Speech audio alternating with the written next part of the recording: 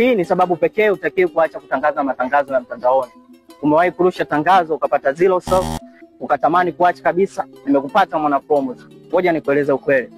Kabla sijakwambia ukweli huu, hakikisha unatufollow ili usipitwe na next episode ya Kuza Mauzo Mtandaoni. Karibu katika episode ya 10 ya Kuza Mauzo Mtandaoni. Umetumia hela kusponsor tangazo, hakuna mauzo, hakuna DM, unaanza kusema haya matangazo ni utapeli.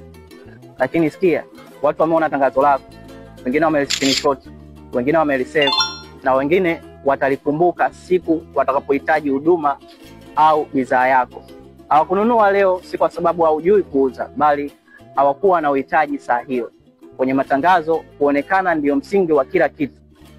Ukitangaza mara moja, wanakuona. Ukitangaza mara 5, wanakuamini. Ukitangaza mara 10, wanaanza kununua. Brand yako inakuwa kichwani mwao mpaka siku wakihitaji wanarudi kwako.